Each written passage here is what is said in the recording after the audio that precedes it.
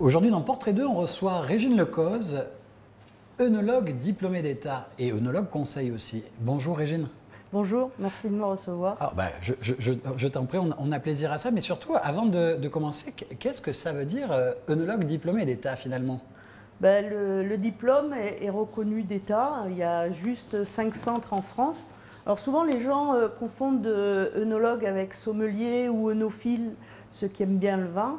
Mais c'est un diplôme à part entière qui se fait dans 5 centres en France. Il y a Montpellier qui est la faculté de pharmacie, c'est là où il a été créé, puisque les vignerons apportaient, dans l'ancien temps, on va dire, au siècle dernier, apportaient leur vin aux pharmaciens et demandaient le degré, puisque le commerce se faisait à partir du degré hecto, donc comme ça. Après, il y a eu Bordeaux, Reims, Dijon et Toulouse, et aussi les ingénieurs agro qui sont aussi à Montpellier, qui ont une spécialisation comme œnologue. C'est un diplôme très très complet, puisque bien évidemment, on va avoir le classique de la chimie, l'analyse, la physique, mais aussi tout ce qui va être le traitement des vins, les vinifications. Mais aussi, c'est vraiment un diplôme très très complet, puisqu'on aborde la comptabilité, qui n'est pas forcément réjouissante pour les œnologues. Mais comme la taille peut-être des vignes ou pas? Voilà, la taille, la biologie végétale, le marketing, le commerce, tout, de A à Z. En fait, l'œnologue est polyvalent. L'œnologue, finalement, c'est celui qui va être du début à la fin dans la naissance peut-être du vin, que ce soit du pied de vigne que l'on plante finalement jusqu'au goût final du vin et de ce terroir. Voilà. Ce métier, ce qui est surprenant, ces diplômes, ce qui est surprenant, c'est que ça arrive pour toi tardivement. Ah oui, moi j'ai découvert la filière vigne et vin à 32 ans. Moi avant je croyais qu'il n'y avait que les hommes et les curés qui pouvaient travailler dans ce métier, parce qu'avec mon père on allait à la Navarre, le domaine des frères Bosco, où on allait chercher la bonbonne de vin chaque semaine. Donc pour moi c'était les curés et les hommes qui buvaient du vin. Travailler dans la vigne, ça ne m'avait même pas effleuré l'esprit. Et tout d'un coup, clac, je découvre qu'une femme peut travailler dans la vigne et le vin et en plus gagner sa vie. Donc là, je fais un choix de vie à 32 ans. Je dis, je veux tout faire. Je me donne 15 ans pour tout faire dans cette filière et je me dis, je vais devenir œnologue. Et en fait, on ne devient pas œnologue comme ça, parce que je n'avais pas ce parcours-là à la base. Hein. Tu faisais quoi à cette époque-là? Moi, j'étais en technique de commercialisation. J'ai fait un bac G3, j'ai un peu traîné. Après, j'ai travaillé dans le théâtre professionnel, donc rien à voir. Après, je suis revenue à la comptabilité, me former. Parce que les études, c'est quelque chose qui me plaisait, apprendre. Mais la vigne et le vin, on n'a jamais fini d'apprendre et j'apprends encore aujourd'hui. En fin de compte, tu vas faire tes études, tu as quel âge au moment où tu vas être diplômée finalement? 40 ans, j'aurais pu être la mère de la moitié de la promotion. On était 40 et j'avais fait le calcul, je pouvais être la mère de 20 étudiants de ma promotion. Et on est toujours en contact, c'est une promotion vraiment très particulière, singulière. Et on est toujours en contact les uns les autres. Il y avait 10 étrangers dans cette promotion, ce qui n'est pas rien sur 40, et avec leurs difficultés pour appréhender l'œnologie à la mode française, et moi pour appréhender la chimie. Donc on a réussi à trouver des entraides, et ça c'était... J'entends le mot chimie, je me dis, mais à l'époque tu travaillais déjà sur un sujet qui est plutôt actuel aussi aujourd'hui, il y a quasiment 20 ans d'arrière, si je dis le mot soufre ou l'azote, des choses complètement. Comme ça. Nous, j'ai eu la chance au départ, j'avais trouvé un stage pour le diplôme national d'œnologue à Bandol, non? Oui, à Bandol, en vinification classique, parce que le Mourvèdre, c'est un de mes cépages dada. Et au dernier moment, on m'appelle et on me dit Régine, vous allez aller au laboratoire à Brignoles pour faire une étude sur l'azote assimilable. Et là, je me rappelle, j'ai pleuré dans les vignes parce que je me suis décomposée. Le laboratoire, l'azote assimilable, pour moi, c'était d'un autre monde. Et après, j'ai eu la chance qu'un autre collègue, confrère, vienne lui rejoindre aussi ce laboratoire pour étudier le soufre. Et finalement, tous les deux, on a été sur des sujets qui étaient très qui sont aujourd'hui très poil à gratter et très aussi, c'est des sujets clés pour le vin. Donc finalement, comme quoi les choses là-haut, les choses sont dans l'ordre. En tout cas, tu t'impliques aussi beaucoup dans des événements. Tu en as créé certains, notamment je pense au Mondial du Rosé. Oui, en 2004 avec l'Union des œnologues de France. Et puis les concours pour moi devaient aller plus loin que la simple médaille et juste merci, au revoir, à l'année prochaine. Donc je voulais accompagner les producteurs dans la valorisation de leurs produits et également aller vers les consommateurs qui sont en attente d'un message sur le vin. Et donc il y avait aussi, je pense, une mutation et qui est encore en train de se faire beaucoup plus forte et qui va venir, je pense, très très vite. Et avec le numérique, là, dans les 2 ans qui viennent, ça va être un grand chamboulement, un petit peu comme dans les années 90.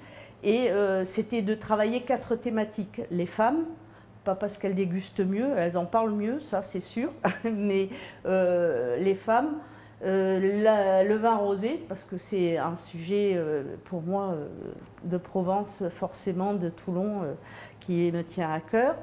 La gastronomie, parce que ça accompagne à 80% les vins, et le terroir, parce que le terroir, c'est une histoire pas seulement de sol, de géologie, c'est des histoires d'hommes et de femmes. Et ça, c'est... Des histoires d'hommes et de femmes que tu accompagnes aussi. Oui, aussi. J'ai mis en place des vignobles, hein, notamment un dernier sur l'Accro, en viticulture biologique.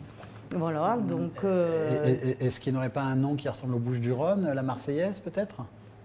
La Marseillaise. C'est pas la Marseillaise que tu accompagnais? Non. C'est laquelle? C'est un petit vignoble, c'est juste à l'Accro, qui fait de l'huile d'olive. Ça n'a pas forcément de nom, c'est Madame Hunzinger. Qui a créé ce petit vignoble. Petit vignoble là, mais aussi de belles aventures aussi à côté, parce que tu es en train de créer avec des étudiants une plateforme marketplace qui s'appelle la Box Office Wine, et ça c'est avec l'ISEM. Voilà, les étudiants informatiques de l'ISEN, puisque je disais tout à l'heure le concours, l'après-concours, donc on a développé le grand concours packaging, on a développé le no-tourisme, on a développé des sites tournés vers l'Asie, vers la culture aussi, les raisins de la culture, avec des opérations grand public, les open, où c'est tout public, les médias, les professionnels du vin. Et donc cette marketplace qui va pouvoir permettre aux vignerons qui n'ont pas les moyens d'avoir un site internet marchand, qui va leur permettre quand même d'avoir une visibilité aujourd'hui à la fois sur internet et sur les réseaux sociaux. Finalement, on va pouvoir trouver des vins qui peuvent être primés ou alors qui ont été sélectionnés et voilà, mais derrière, il y aura d'autres tiroirs, d'autres fenêtres qu'on pourra ouvrir et qui ouvrent sur un autre monde et sur d'autres possibilités aussi, comme une conciergerie finalement. Voilà, ça va être un hub web conciergerie, on l'a appelé comme ça parce que c'est un petit peu quelque chose qui n'existe pas aujourd'hui. Donc on travaille, on avance petit à petit. On est une association, donc on n'a pas les moyens des grands groupes, mais on fait notre chemin depuis 15 ans, puisque l'association Femmes et Vins du Monde aura 15 ans l'année prochaine, et que ça se déroulera le 8 mars à Monaco. Voilà, c'est... Et il y a un autre événement qui a lieu là, le 19, le 20 et le 21 juillet à Brignoles, en Provence verte, la Garden Party œnologie. Et ça, c'est pareil aussi un concept assez sympathique qui est organisé là pendant 3 jours à Brignoles. Voilà, on amène les vins primés à la dégustation au tout public pour qu'ils découvrent uniquement des vins primés. Et des spiritueux? Oui, des spiritueux aussi, puisqu'il y a femmes et spiritueux du monde. Et il y aura des animations, des masterclass, une dégustation libre avec des animations œnoludiques. Voilà, le vin, c'est la convivialité, c'est la communication, c'est ce qu'on a envie de recréer. On pense évidemment alcool et bon, derrière, on sait très bien que la consommation doit se faire avec modération, mais là, on est vraiment que sur de la dégustation quand on vient là. Mais derrière, le travail du goût va se faire pendant ces 3 jours aussi avec les enfants, c'est-à-dire que le côté ludique dont tu parlais, c'est aussi tourné vers les enfants, mais après pour les adultes, il y a aussi de la découverte de crus ou de d'éducation vin et spiritueux qui viennent du monde entier et des choses dont on n'a pas forcément l'habitude de voir et de goûter. Oui, des vins, on aura les classiques, hein, la France, l'Espagne, l'Italie, mais des vins qui viennent d'Allemagne, de République tchèque, de Roumanie, de Grèce et plus loin d'Australie, de Chine, voilà, des États-Unis aussi. C'est Afrique toute du la Sud, palette. Pays tchèque, voilà, etc. C'est un petit peu tous ces pays Et pour les vins du monde entier. Pour les spiritueux aussi, c'est pareil? Oui, aussi, on a des vins qui viennent des whiskies d'Écosse, des rhums de Martinique, mais aussi des rhums de la Réunion, de la vodka française à base de raisin. Donc des produits aussi qu'on n'a pas l'habitude de voir forcément dans les rayons d'un supermarché ou chez un caviste. Ça brasse l'international. Et là, donc, de manière ludique, pendant 3 jours, et surtout, ça se fait sur réservation, je crois. Oui, oui. Alors les réservations se font en partenariat avec l'Office du tourisme de la Provence verte. Donc les gens peuvent aller à l'Office du tourisme, réserver leur billet, appeler, réserver, payer en ligne ou directement sur le site gardenparty20.xyz où là les gens peuvent acheter en ligne aussi directement. Et puis en plus, il y a la participation d'autres personnes, notamment il y a une performance d'artiste, je crois, qui sera là, il y a de la gastronomie. Voilà, il y a une jeune fille qui s'appelle Laura Nicolino et qui a la particularité de faire des portraits en Rubik's Cube. Donc elle a déjà fait des portraits de chefs étoilés, hein, comme le chef Baquier au Castellet, 3 étoiles Michelin, et aussi le chef Johannes, qui est le président des MOF de la région Sud-Est. Le fameux meilleur ouvrier de France. Et Hermance Garot aussi, puisque c'est la seule femme étoilée dans le Var. À Fayence. Voilà, c'est ça. Donc là, elle viendra faire des performances sur les 3 jours. Il y a aussi des étudiants aussi du lycée Anne-Sophie Pic de Toulon qui vont participer aussi à l'événement. C'est vraiment un événement qui va regrouper, comme tu le disais, c'est-à-dire la découverte et la dégustation de vins et spiritueux du monde entier finalement, et en même temps cette idée de la gastronomie, du terroir qui est présente. Voilà. De l'œnotourisme aussi, parce que ça aussi c'est important d'accueillir dans nos terres, notre belle Provence, les personnes, voilà, et de faire découvrir. On a aussi des produits varois qui ont été primés, donc c'est aussi l'occasion de les mettre en avant. On est en plein mois de juillet, ce sont les touristes qui sont là, ils repartent, à nous de les chouchouter. S'il y avait un petit mot à dire avant la fin, peut-être en réfléchissant et en revenant sur cette idée que finalement à 40 ans, tu te retrouves enfin diplômé œnologue, diplômé d'État, et s'il y avait un petit message à faire passer aux téléspectateurs, ça serait quoi?